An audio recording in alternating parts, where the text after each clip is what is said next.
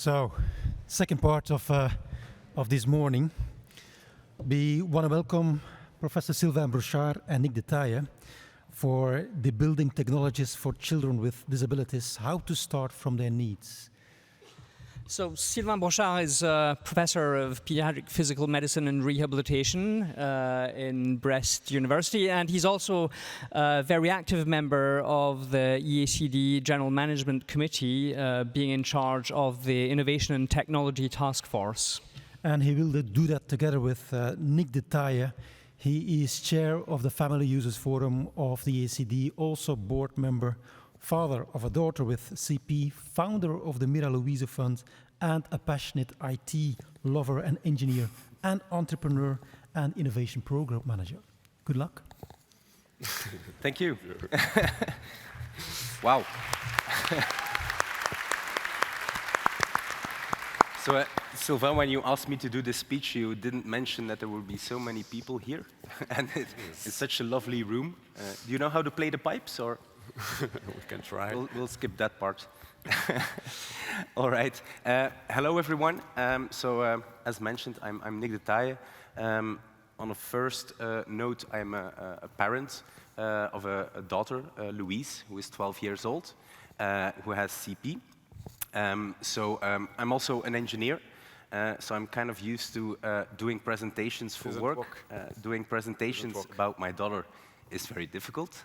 So you might hear that in my voice, so I apologize up front. And on my side? And as a technical engineer, I cannot help with these kinds of issues. Whenever I say I'm an IT engineer, I immediately have to follow it up with, I cannot fix your printer. Well, I probably could, but I don't have time for that. Thank you, Nick. It starts well. It's working. It's already good. It's good.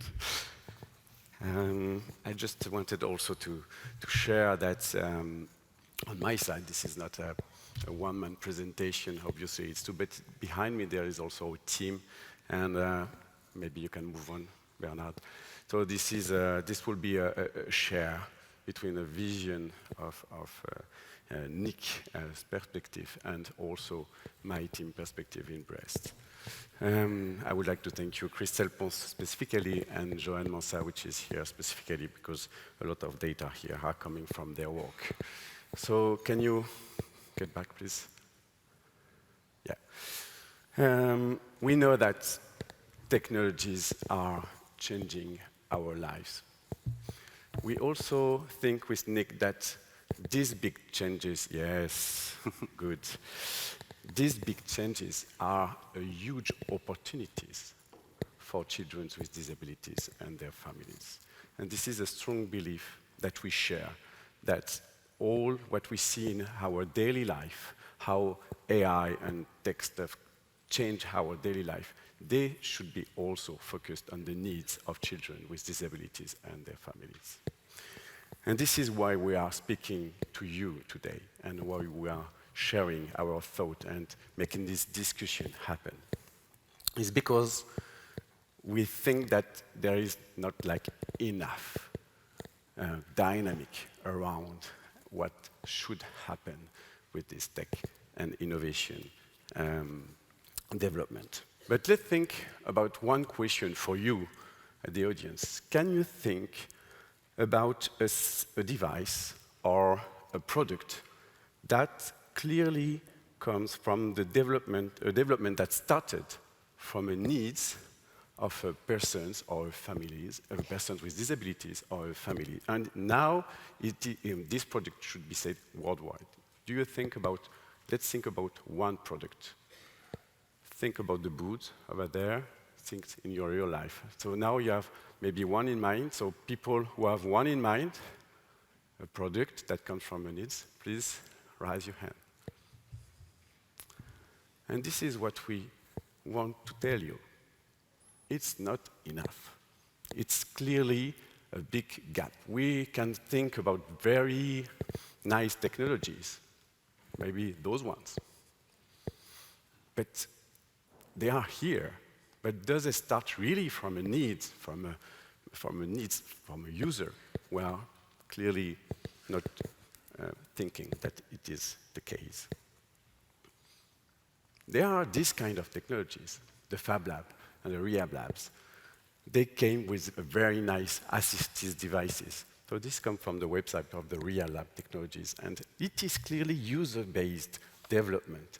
And sometimes it's a user that creates the device and share it on the website, and this is clearly a big change.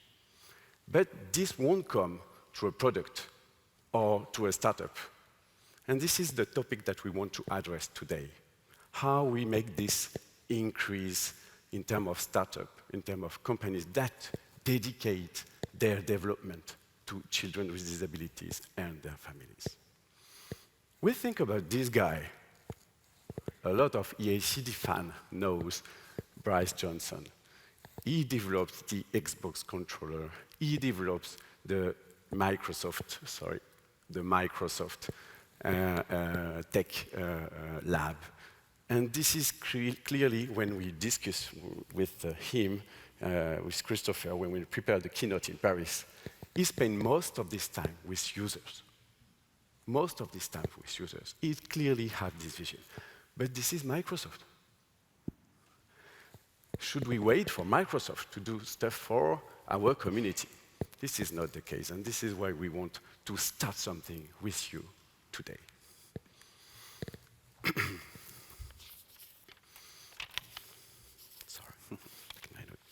So, Niek, as your perspective, from a parent, and maybe also an engineer, but from a parent first, why do you think it is not happening now? Yeah, I think I can only speak for myself, but also from what I've heard in the family and user forum, and whenever I have some social projects, there are parents who are engaged, who want to be a part of it. But it's very difficult to know where to start, because basically you have parents that have switched their professional life, and I really admire those parents. They switch their professional life, trying to develop products for their children, for other children. But that's not always the case. In my example, I didn't switch my professional life.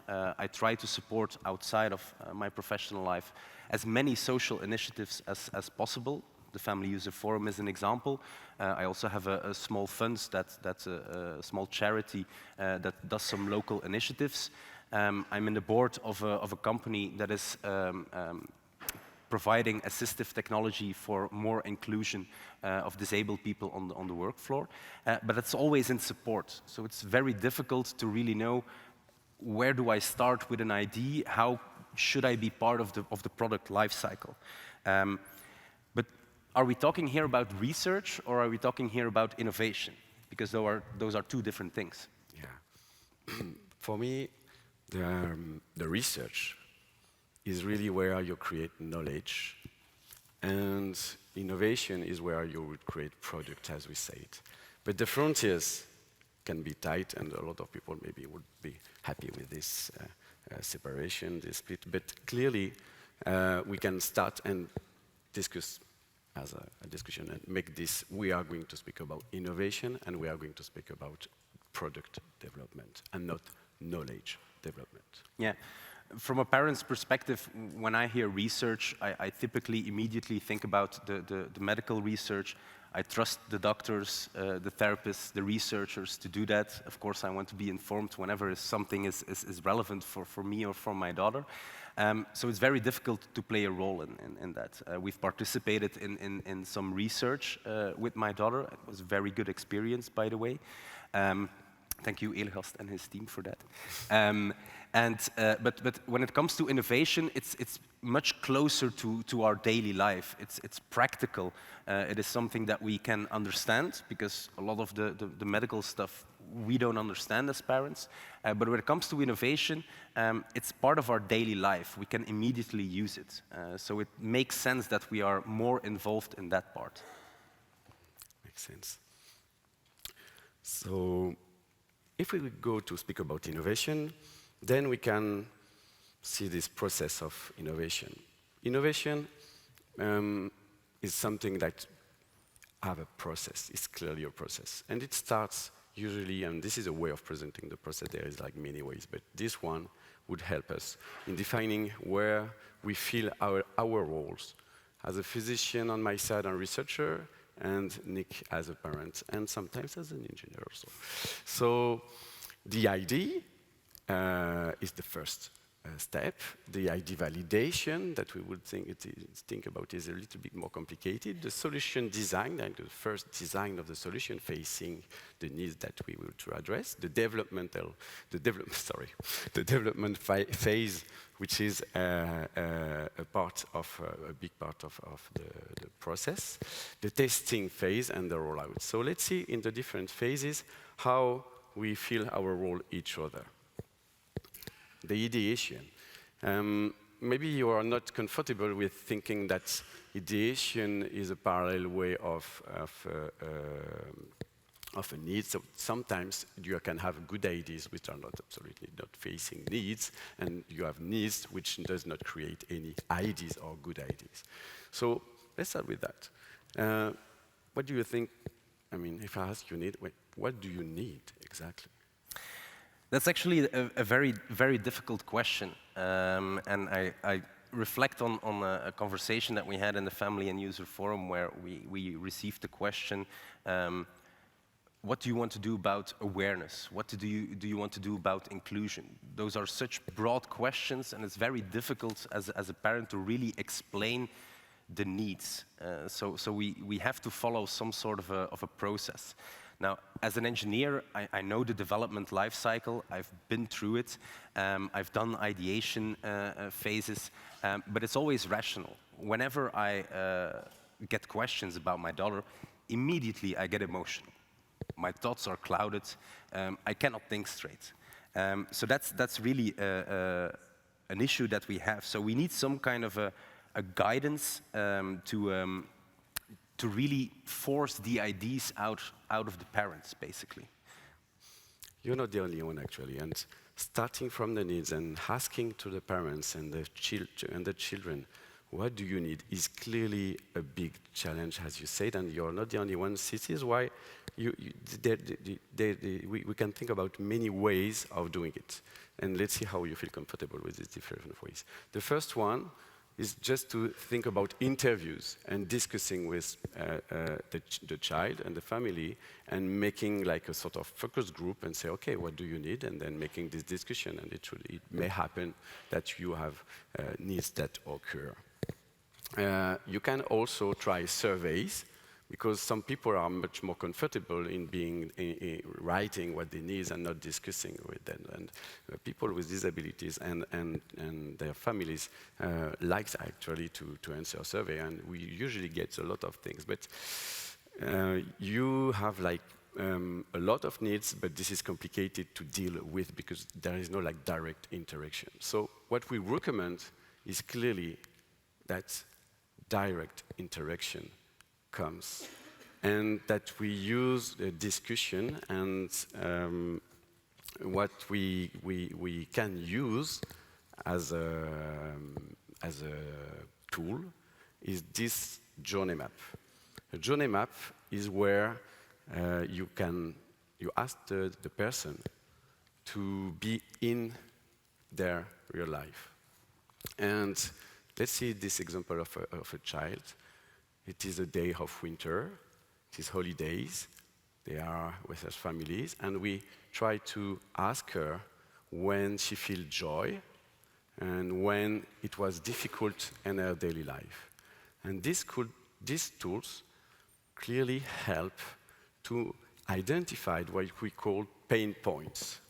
Pain points for her was to have breakfast for an orange juice, to reach the ski slopes during winter, and to make some scripts. But she was really happy with enjoying ski kart and getting out, and she did not have issues with getting dressed or getting up. This is a tool that we can use together in a workshop or in a different tool that may help in making the expression of the families and the children. It actually makes a lot of sense. we went skiing as well with my daughter, so she's been in one of these. It's amazing. She really loves it. But I really recognize the approach because it's very difficult for parents to answer questions like open questions like what are your needs. I've seen that situational questions, describing your day as such, it really makes us reflect because we're in such a constant rush, balancing work life with the care that we have to give. We're constantly busy, and it's structured as well. We never get time to think about, can we optimize things? We have our nuisances, of course, and we get angry sometimes because something is not working, but you never reflect what the real problem is. And I've also realized that while talking with other family and user forum members, it really comes out of the dialogue. If we have a dialogue with multiple parents who have the same experiences, if you give us some time, we will really try to dive into and really reflect on what it is that we need. So this definitely makes sense. Okay, so you validate it. From this, we can have good needs that we can work on with engineers, but also bad needs that we can't. Bad needs. Do you have examples of good needs or bad needs? So, bad needs, it can be weird for a family to hear about bad needs because all the needs are obviously good. But the engineers and the designer, they need to take into the need. And this is why we tried very different ways in our team, like interviews, surveys, hackathons, ideathons, and we try to see what's a good need to work on and what's a bad need to work on. And I can share this with you.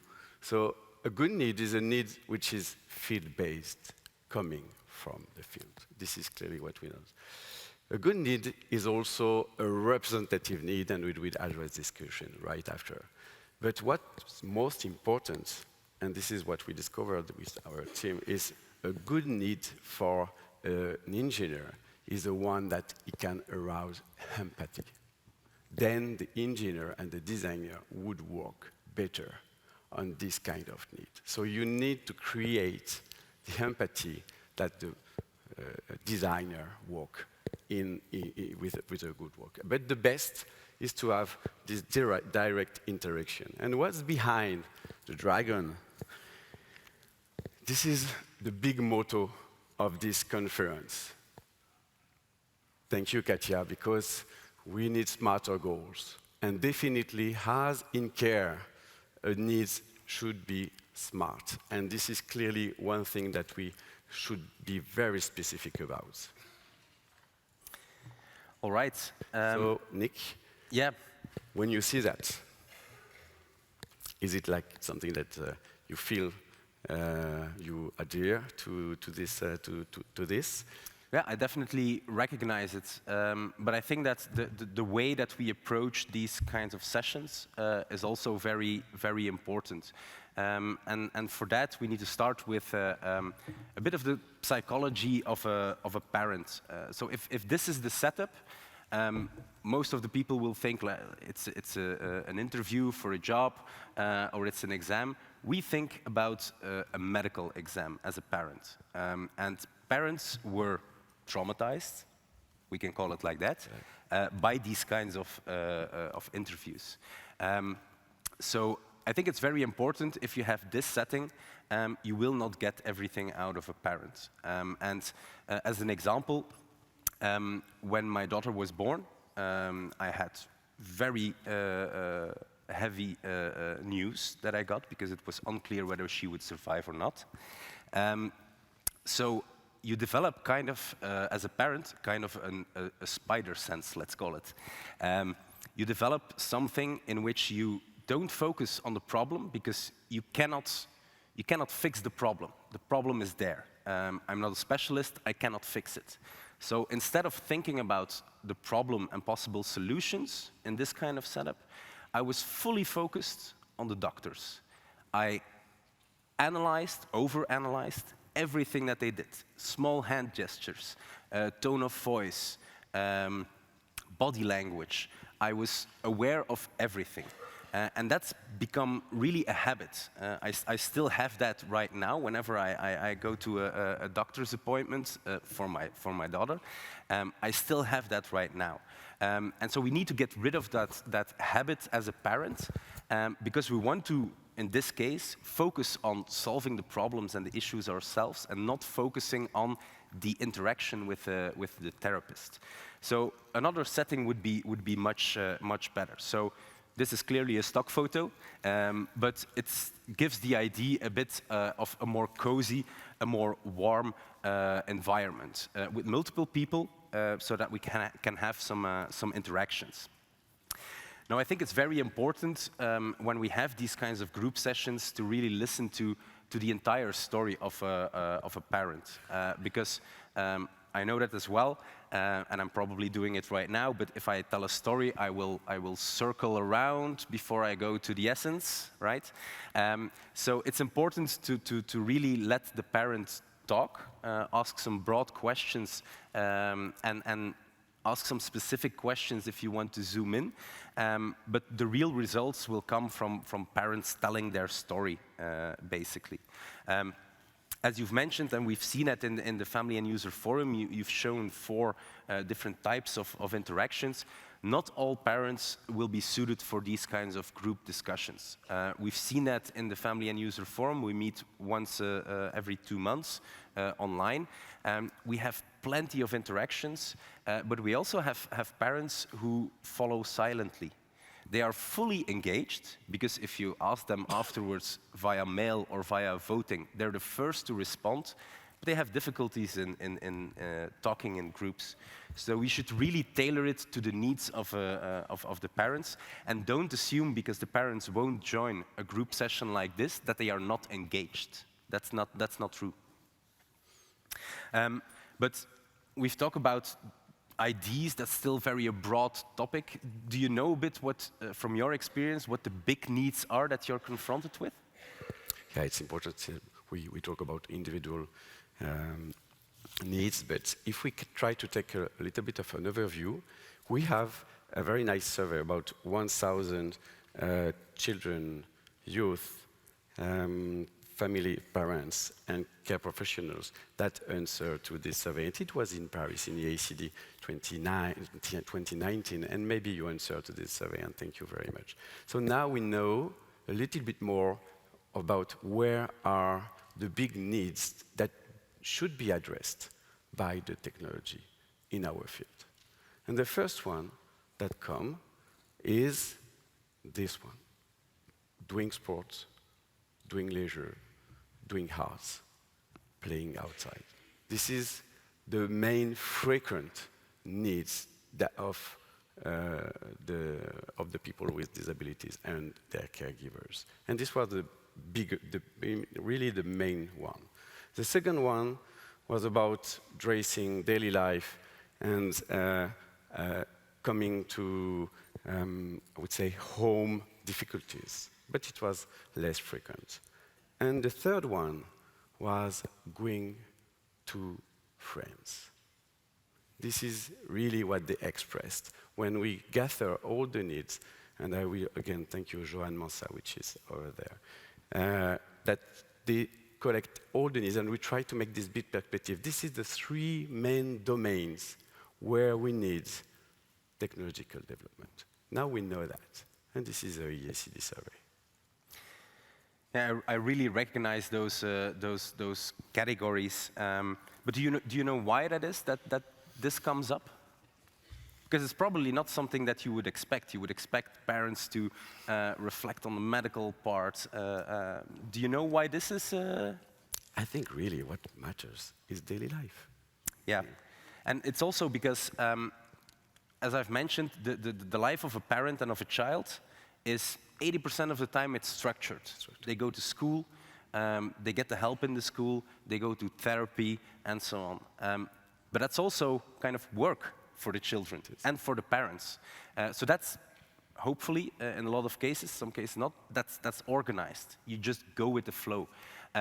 Problems start arriving outside of that, with the ad hoc activities, basically. And then the parents feel a bit more alone and experience those difficulties. Because the one thing that the parent wants is for their child to be happy. I'm rather happy when I go to work. I see that my daughter is rather happy when she goes to school. She has her moments.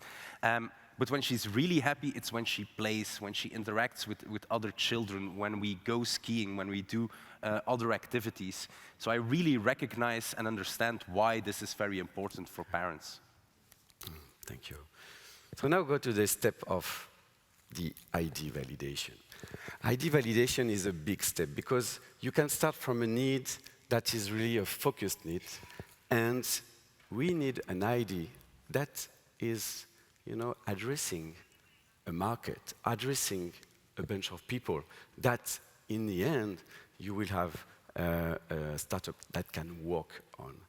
So, Niek, where do you feel this place? I feel that for the health professionals, the ID validation is really something where we can bring our view, because we see a lot of people with disabilities, and when a parent brings a need or an ID, we can see as a health professional that it is an ID that is shared by all other parents. Yeah. And we have this really perspective, and for this phase of ID validation, I think health professionals should really be part of it, definitely. As a parent, how do you feel? Yeah, I fully agree, and I think you'll see plenty of literature about product development where ID validation is the most important part, and you need to go and see as many customers or end users as possible, but that's where it gets tricky in this context. Because probably, I think, 0.00001% of the parents with children with disabilities are here in the room, perhaps. I think 1% of the parents, perhaps, I'm not a researcher, so I did not do quantitative research on this, but about, let's say, 1% of the parents are actively involved, actively go out seeking how I can be engaged in product development, in IDs, and so on. And then probably, let's say, 5% of the parents you can reach through the communities, through all of you, and are easy to onboard. But what about the other 95%? They should be a part of this. And that became very clear as well in the Family and User Forum, that it's very difficult to engage with that other 95%. And it's, as with all IDs, the ones that are most vocal, me sitting here, other people participating, they're not always a voice of the entire population. So reaching that 95% is really, really important. We've thought about this, how we can do that. And actually, we need to get them where they are. And as I've mentioned, we have structured lives as parents. So there are some interactions that we will always have. I think there are 3 big groups, a bit depending on the country where you live. The first one is the government, if you want subsidies, but let's not dig in that hole. The second one, which is very important, are therapists, the people in this room. We have scheduled visits with the therapists, so they can already reach a very big audience. And the third big group are the schools, basically, because they have regular interactions with all of the parents, with that 95%. Do you think we have schools or teachers? Do we have teachers in the room? Thank you for your service. But clearly, I think we should focus now. It's clear that we should focus on the therapists and the practitioners and the doctors. We'll do another session for the teachers then. So the next step is a solution design. And solution design is clearly where we need to be together.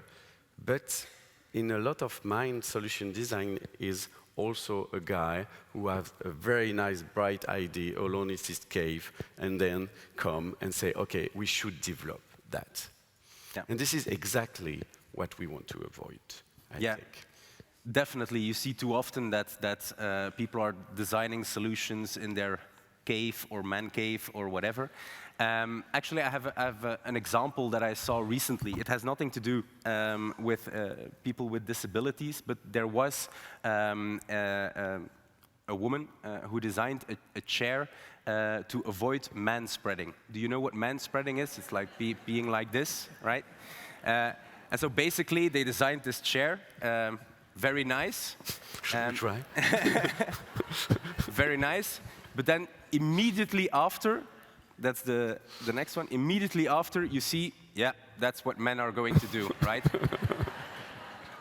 So it's not the point of this presentation, but I do recognize it because especially children as well, if you give them ways to circumvent some of the issues, they will find those ways.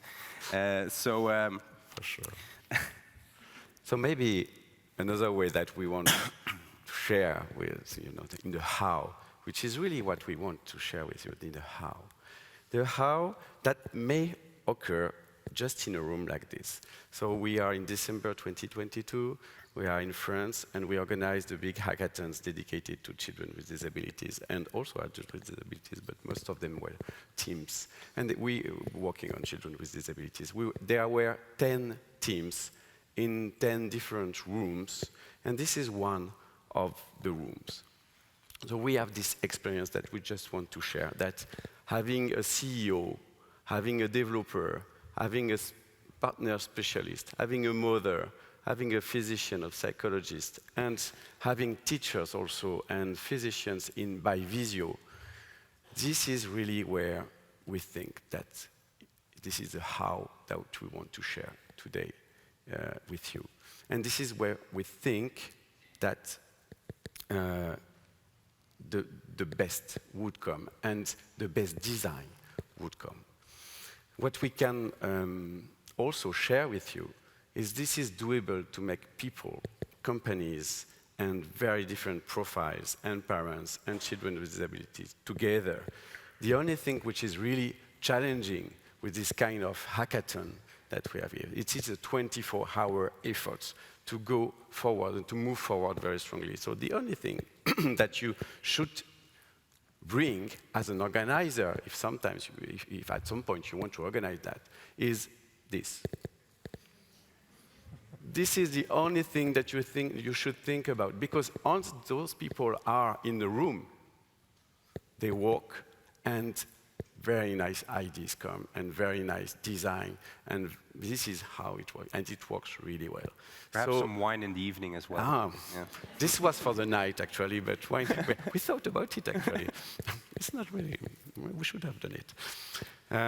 Yeah, so on the how, it is easy to do it, clearly. And we should do it in our countries, because we know that innovation comes from local perspective. We want to inspire you here and to share with you as you can do it in your different countries, because it won't happen from the European level. It has to be like field-based and coming from the local initiatives. Yeah, I think as a parent, our role in that solution design is again, we're at the 5%, right? The 5% of parents who are fully engaged, but even a smaller percentage, because to be actually part of the solution design, you need to know what you're doing, right? So I think it's very interesting to have profiles of parents who know the product lifecycle, who are engineers, but also play a big role and a big part in the daily care of their children, because they really know what they are talking about then. But those are typically the very difficult profiles to reach. So my main suggestion here, or my main point here would be, if you want to engage them, you need to be flexible with their time. Because they are already balancing probably quite a hard job with intensive care for their children. So definitely those will be the parents who will have the least time. So the better we can work around their schedule, keep it simple, keep it to the point, really state what we expect of them, that would make a lot of sense here. Thank you for this sharing. Very insight. So we would move very quickly on this one because we are lacking of time also, but also because the development phase after the solution design is more the part of the designer and more the part of the engineer. But still, as a physician, I feel this is not where I want to be involved. And as a parent? Yeah, I can do a lot with Legos, but really build these kinds of robots, that's not for me. The most important part, I think, is to keep the parents who are engaged in the project informed, because we will need those parents in the next phase, the testing phase. Okay, which is, I think, where we should put the stress, because this is clearly where the user needs to be involved. The testing phase, so you have the development, and then for the testing, you need to have feedback. And this is, I think, where parents and children with disabilities and youth with disabilities should have the main role. Do you want to comment? Yeah, here we're back to that 95% for testing. The more end users we can see to test, the better it is. So the main point to engage the parents in testing is also to understand that when parents get an invitation to test the product, we are always have a reflex about what are the risks. It's a new product, what are the risks? So if it's medical innovation, it's quite extensive. It could be quite extensive. Yes. If it's for leisure, for sports, for hobbies, there might not be a risk involved, but parents are very, very aware of that. So I think tailoring that invitation to get the parents on board is very important. Clearly stating the risks, even if there aren't any. And so I would say to invite the parents for the testing phase. My recommendation is, if you send out the invitations, check it with the parents. Check it with some of the parents to see, is there anything in there that you would like to be changed? What triggers you? Why would you want to participate? Why wouldn't you want to participate? It will really help in reaching that 95%. Okay. I would say in France, we developed this kind of places which is called tiers-lieux, and which is called neutral places, where people can meet, companies can meet, health professionals can meet, and parents can meet, and where the testing phase can happen in a very nice way. So this is maybe a way like creating places, dedicating to testing. The testing can also help. And it shouldn't be in the hospital. For our rehabilitation developments, it should be elsewhere. And this can be also a challenge that it can occur, it should occur outside, is it? Yeah, I've already mentioned that clinical environments are typically very stressful for parents. I still visit sometimes the neonatal care department of where my daughter was born. I think there's perhaps one of the doctors that treated her here in the room. And for me, that typically still feels like the crime scene, right? So whenever I'm there, I'm not focused. Although they did a fantastic job there, it's still a trauma. So neutral grounds is definitely an interesting one. Of course, we have to think about the practicalities of the parents and the children. So if we have some flexibility with the locations, if you don't need a full setup with a lot of things, go where the parents are. It will be much easier for them, and you will get much more parents engaged at this point. I think what's also important is to be patient with the parents, because it's not because the parents don't respond to the first invitation that they get that they are not engaged. Again, we have very limited time, and so we might not be focused, and it's not because we didn't see the first email that we are not onboarded. So. Another point which is very important is the fact that when you do testing, you kind of want feedback, right? You want feedback from the parents, you want feedback from the children. Now, again, know that this is very confronting for the parents, actually. This is very confronting for the parents, actually, because not all children will be easy to explain if they like something or don't like something. So talk to the parents up front to see how you can best get that feedback out of the children. And then, of course, we have the tantrums. So whenever you test with children, as a parent, I have this frequently. I have a daughter who is 12 years old, but mentally she's 3 to 4. So I have the very big pleasure to have both the infancy, puberty, and the puberty hitting at the same time. So before we were able to calm her down, now it's just like in 2 seconds she's all worked up. So you will see that. So take some time to get the children at ease, use some toys, think about with the parents up front, do they want to see a familiar face like a therapist to do the testing?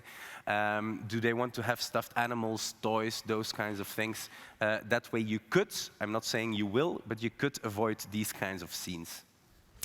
And when the testing is over? Yes, it's very important that you don't see this, like just the project team waving, never to be heard of again. So I think it's very important that the people will, that the people can really be involved right until the end. Okay, nice. And then during the rollout phases, and we should end with that, I think, what do you expect? I mean, during the dissemination, during the marketing, during the commercialization, how do you see the role of the parents? 20% of the revenue is okay. That's perfect.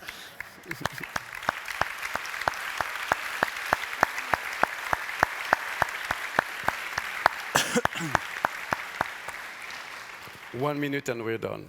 1 minute. We just want to create something that would happen. We want to know if there are some parents here and users. Can you raise your hand? And this is clearly where this is, happening. We should involve more parents. Do we have health professionals here? Yes. And this is, you are the one for the ID validation and the 85%. Engineers, are you there? Ah, you're the missing part, and you are here. And companies and investors, companies and investors over there. I checked you. It's dangerous to say that. It's very dangerous. Okay. He's the one with the money. We need to be together, and in the end, during the next 3 years, we would definitely create something like a hackathon with all together and going to make this happening at the European level and in your different countries. Yeah, and I think if you leave with one message, please leave with this message, because it's not only for product development, it's for everything what we do with the EACD.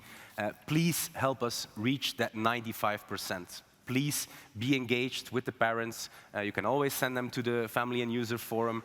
Be aware of the initiatives about research, about product development, but know that you come in contact with the parents and with the children most of all, so we need you to reach that 95%. Thank you very much.